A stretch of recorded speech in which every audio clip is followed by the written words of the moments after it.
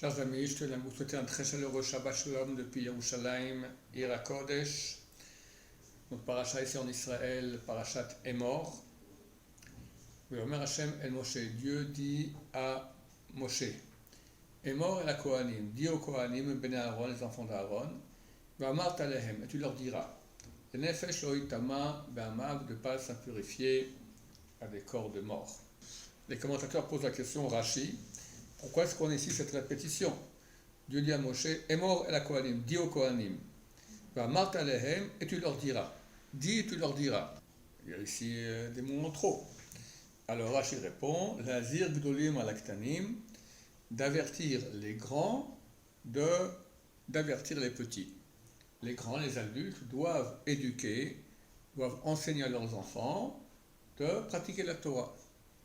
Demande Rav Zalman Sorotskin Zatzal, mais pourquoi est-ce que cette mitzvah d'éducation est écrite ici en ce qui concerne les lois des Kohanim, notamment de ne pas s'impurifier au corps des morts? L'éducation, ça concerne toute la Torah. Petit enfant qui Shabbat veut allumer la lumière, on lui dit attention, c'est Shabbat. Il veut manger son bracha, on lui rappelle de faire la bracha. Il mange un bonbon qui n'est pas caché, on lui dit attention, on ne mange pas ce hercher.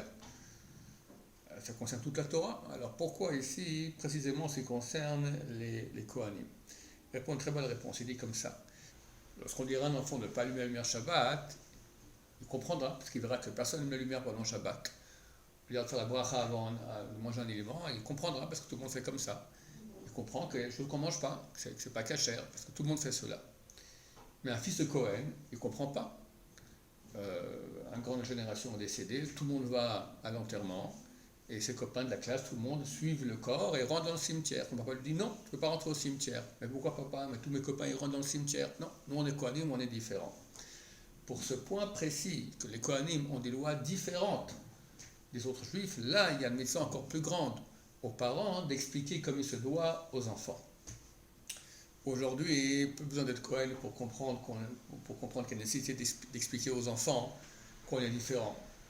Même entre juifs, hélas, il y en a qui sont non religieux, il y en a qui ont portable non cachère, il y en a qui sont machal el Shabbat, et les enfants les fréquentent, et ils ne comprennent pas toujours pourquoi est-ce qu'on doit faire différemment. Il faut expliquer qu'on a un héritage extraordinaire, la Torah de Dieu. Grâce à elle, ça fait 3334 ans qu'on survit, c'est bientôt la fin, et on doit donc bien mettre en relief dans l'esprit des enfants que nous sommes différents des non-juifs et différents des juifs non pratiquants ou à moitié pratiquants, ou moins pratiquants. Ainsi, leur Hachem, ils grandiront dans la Torah et mériteront leur Olam Hazé, leur Olam Haba, et surtout que leurs enfants continuent à être des bons juifs. Je me permets de rajouter une autre explication à laquelle je viens de penser. Les Egdolim Aktanim, que les grands avertissent les petits. Ceux qui ont une plus grande grandeur spirituelle, ceux qui ont compris la nécessité de servir Hachem, de pratiquer la Torah, ils doivent expliquer aux petits, ceux qui sont plus loin, ceux qui n'ont pas eu la chance, soit dans leur éducation, soit d'être suffisamment pratiquants, une mitzvah d'aller leur parler de faire tchouva. Je pense que cette mitzvah, là, chers amis, elle est extrêmement urgente, parce que je pense sincèrement qu'on est à la fin. J'ai fait un cours d'actualité, il n'est pas encore en ligne, il sera en ligne, j'imagine, dimanche ou lundi, et je compte en faire un deuxième encore plus urgent, qui explique l'urgence. Dans 5-6 semaines, l'Iran aura la bombe atomique. Il est clair qu'Israël va attaquer. C'est la fin. Donc il y a une urgence de faire tchouva, de faire tchouva, se rapprocher d'Hachem. J'en parlerai dans un deuxième cours qui sera mis en ligne, je pense, en fin de semaine prochaine, ou même peut-être avant. Alors Hachem, en attendant, rapprochons-nous d'Hachem, sanctifions-nous.